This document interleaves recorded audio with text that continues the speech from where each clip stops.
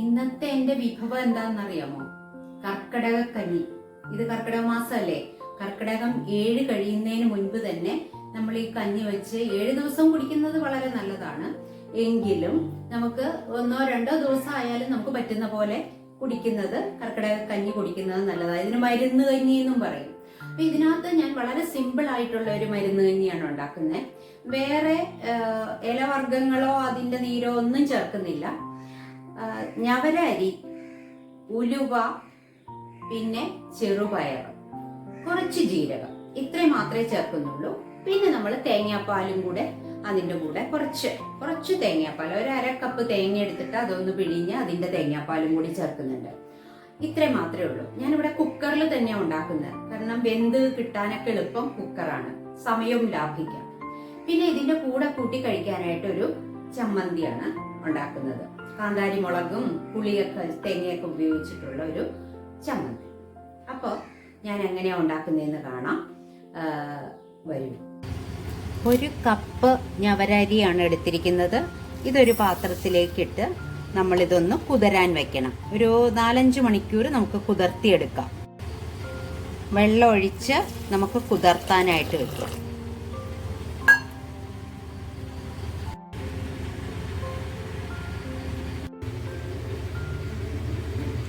അര കപ്പ് ചെറുപയർ എടുത്തിട്ടുണ്ട്. ഇതും ഒരു പാത്രത്തിലേക്കിട്ട് കുതിരാനായിട്ട് വെക്കണം. ഇതിലേക്ക് വെള്ളം ഒഴിച്ച് കുതിരാൻ വെക്കണം.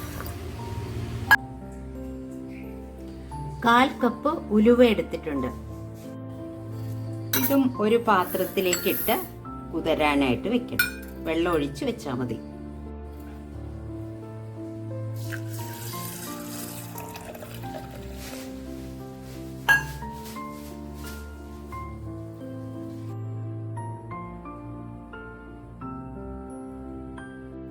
ഇവിടെ ഞാനിപ്പോൾ ഒരു വലിയ കുക്കറാണ് എടുത്തിരിക്കുന്നത്. ഒരു 7 ലിറ്ററിന്റെ കുക്കറാണ്.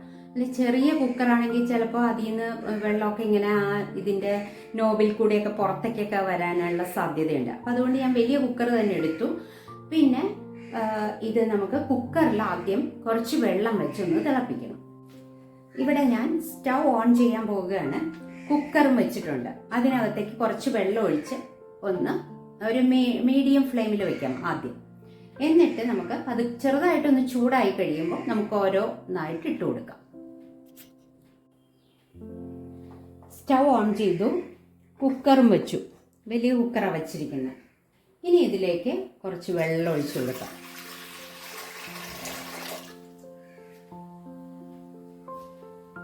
ചെറുതായിട്ടൊന്ന് ചൂടായി വരട്ടെ. ഇനി ഞാൻ ഞവര അരി, ഇത് 1 കപ്പാണ് എടുത്തിരിക്കുന്നത്. ഇത് 3-4 പ്രാവശ്യം നല്ലപോലെ കഴുകി ആ വെള്ളമൊക്കെ കളഞ്ഞ് വെച്ചിട്ടുണ്ട്. ആദ്യം ഞാൻ കുക്കറിലേക്ക് ഇടാൻ പോകുന്നത് ഈ ഞവര അരിയാണ്.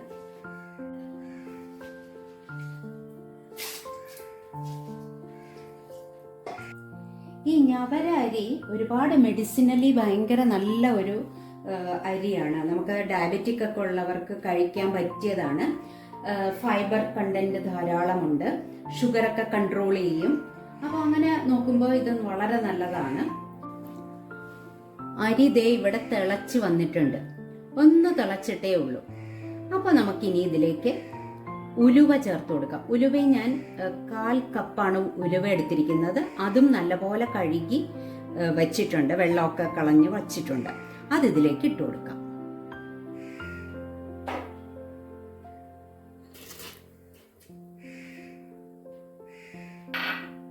ഉലുവ ഇട്ട് കൊടുത്തു. ഇനി ഒന്ന് ഇളക്കി കൊടുക്കണം. അപ്പൊ നമ്മൾ അരിയും ഉലുവയും ഇട്ടിട്ടുണ്ട്. ഇതിനാണ് ഇത്തിരി വേവ് കൂടുതലുള്ളത്. അപ്പൊ ഇത് നമ്മൾ കുക്കർ അടച്ചു വെച്ച് ഒരു 2 വിസിലൊന്ന് വരുത്തണം. എന്നിട്ട് നമുക്ക് ചെറുപയർ ഇട്ടാൽ മതി. ചെറുപയറും നല്ലപോലെ കുതിർത്തി വെച്ചിരിക്കുന്നതാണ്. അതിന് അധികം വേവില്ല.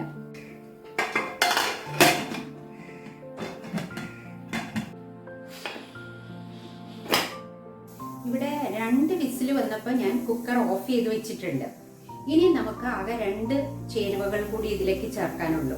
ഒന്ന് ചെറുപയറും ഒന്ന് ജീരകം. ഒരു 1/4 ടീസ്പൂൺ ഞാൻ ജീരകം എടുത്ത് വെച്ചിട്ടുണ്ട്. അതും കൂടി ഇതിലേക്ക് ഇട്ട് കൊടുക്കണം. ഈ കർക്കിടക മാസത്തിൽ ഇങ്ങനെ മരുന്ന് കഞ്ഞി കുടിക്കുന്നത് സാധാരണ എല്ലാ വീടുകളിലും, മിക്ക വീടുകളിലും ഇത് ഉണ്ടാക്കി കുടിക്കും. ഇപ്പൊ ഇത് റെഡിമെയ്ഡ് ആയിട്ട് മാർക്കറ്റിൽ അവൈലബിൾ ആണ്. ഈ കർക്കിടക കഞ്ഞി കിറ്റ് വരുന്നുണ്ട്. അപ്പൊ അത് നമ്മൾ മേടിച്ചിട്ട് വീട്ടിൽ കൊണ്ടുവന്ന് ഇതുപോലെ ഉണ്ടാക്കിയാൽ മാത്രം മതി. ഇതിപ്പോ ഞാൻ അങ്ങനെയൊന്നും ചെയ്യുന്നില്ല. നമ്മുടെ വീട്ടിലുള്ള സാധനങ്ങളൊക്കെ വെച്ച് തന്നെയാണ് ഉണ്ടാക്കുന്നത്. ഇത് നമ്മൾ കഴിക്കുന്നത് കൊണ്ട് നമ്മുടെ ദഹനം വളരെ നല്ല പ്രോപ്പറായിട്ടൊക്കെ ദഹന പ്രക്രിയ നടക്കാൻ എളുപ്പമാണ്, നല്ലതാണ്. പിന്നെ നമ്മളുടെ സ്കിന്നിന് നല്ലതാണ്, സൗന്ദര്യം വർദ്ധിപ്പിക്കാൻ നല്ലതാണ്. ഇങ്ങനെയൊക്കെയുള്ള ഒരുപാട് ഗുണഗണങ്ങളുണ്ട്. പിന്നെ ഇതിനകത്ത് ചേർക്കുന്ന സാധനങ്ങളും അതുപോലെ നല്ല പ്രോട്ടീൻ റിച്ച് ആണ്, ഫൈബർ കണ്ടന്റ് ഒരുപാടുണ്ട്.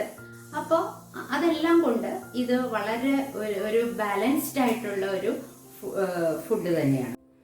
ഇവിടെ അരിയും ഉലുവയും ഒരുവിധം നല്ല പോലെ തന്നെ വെന്തിട്ടുണ്ട്. കാണിച്ചു തരാം. കണ്ട, വെന്ത് വന്നിട്ടുണ്ട്. വെള്ളം വറ്റിയിട്ടുമില്ല, കുറച്ച് വെള്ളമുണ്ട്.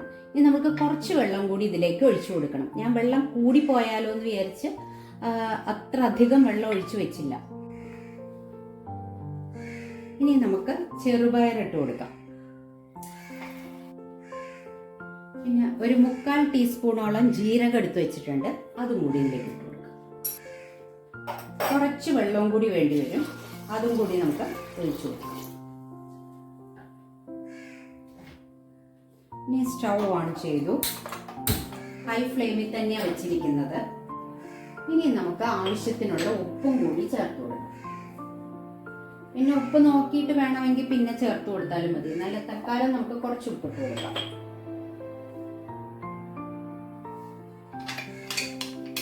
കുക്കർ അടച്ചു. ഈ കർക്കിടക മാസം ആരോഗ്യ കാര്യങ്ങളിൽ വളരെ ഇമ്പോർട്ടൻ്റ് ആയിട്ടുള്ളൊരു മാസം തന്നെയാണ്. അതായത് നമ്മൾ ആയുർവേദ ചികിത്സകളൊക്കെ ഈ കർക്കിടക മാസത്തിൽ ചെയ്തു കഴിഞ്ഞാൽ വളരെ നല്ലതാണെന്ന് എല്ലാവരും പറയുന്നുണ്ട്. എല്ലാവരും പറയുന്നതല്ല, പണ്ട് നമ്മുടെ പൂർവികർ തൊട്ട് അങ്ങനെയാണ്.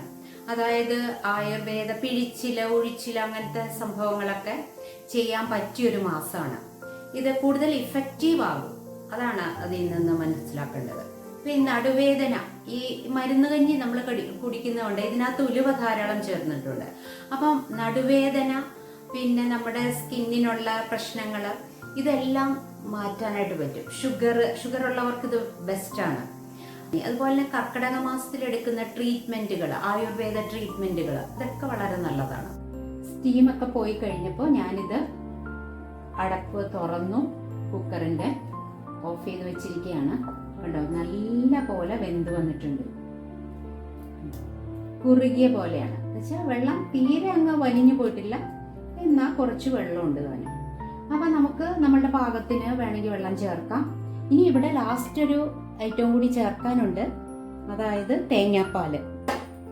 ഇത് 2ാം പാലാണ്, 1 കപ്പോളം 2ാം പാലുണ്ട്. ഒഴിച്ചു കൊടുത്ത് ഇനി ഒന്ന് പതുക്കെ തിളപ്പിക്കാം. ഇനി കുക്കർ അടച്ചു വയ്ക്കൊന്നും വേണ്ട. പിന്നെ ഇതിനകത്ത് ഉപ്പ് ചേർക്കുന്നത്, അതുപോലെ വെള്ളം ചേർക്കുന്നതൊക്കെ ഓരോരുത്തരുടെ ഇഷ്ടം അനുസരിച്ച്. ചിലർക്ക് കഞ്ഞി കുടിക്കുമ്പോൾ കുറച്ച് വളരെ ലൂസായിട്ടുള്ളതായിരിക്കും ഇഷ്ടം, ചിലർക്ക് അധികം വെള്ളമുള്ളതായിരിക്കില്ല ഇഷ്ടം.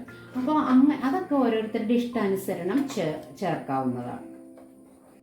ഇപ്പം 2ാം പാല് ചേർത്തതിന് ശേഷം നല്ല പോലെ തിളച്ചു വന്നിട്ടുണ്ട്, കാണിച്ചിട്ട്. ഇനി ഞാൻ 1ാം പാല് ചേർക്കാൻ പോവുകയാണ്. ഇത് ഒരു 1/4 കപ്പ് ഉണ്ട്, അതും ഇതിലേക്ക് ഒഴിച്ചു കൊടുത്തു. ഇനി ജസ്റ്റ് ഒന്ന് ഇളക്കി കൊടുത്താൽ മതി. ഒന്ന് ചെറുതായിട്ട് ചൂടായി വന്നാൽ മതി, തിളയ്ക്കേണ്ട ആവശ്യമില്ല. സ്റ്റൗ ഓഫ് ചെയ്ത് വെക്കാം.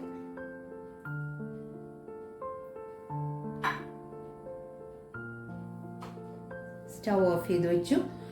മരുന്ന് കഞ്ഞി ഇവിടെ തയ്യാറായി കഴിഞ്ഞു.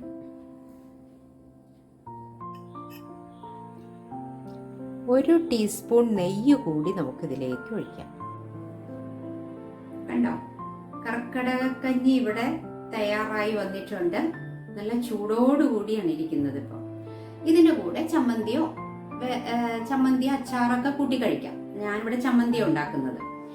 അപ്പോൾ ഇത് ഇത്രയും ക്വാണ്ടിറ്റി വെച്ചിട്ട് എനിക്കൊരു 4-5 പേർക്ക് കഴിക്കാനുള്ളത് ഉണ്ട്, അത്രയും ഉണ്ട്. പിന്നെ ഈ വിഭവം കർക്കിടക കഞ്ഞി നിങ്ങൾക്ക് ഇഷ്ടപ്പെട്ടെങ്കിൽ ഇതുപോലെ തന്നെ ഒന്ന് ചെയ്തു നോക്കൂ. നല്ലതാണ്. ഈ കർക്കിടക മാസത്തിൽ കഴിക്കാൻ പറ്റിയ ഏറ്റവും ബെസ്റ്റ് സാധനമാണ്. അപ്പോൾ നിങ്ങളുടെ അഭിപ്രായം അറിയിക്കണം. അടുത്ത വിഭവമായിട്ട് നമുക്കുടനെ കാണാം. Thank you so much.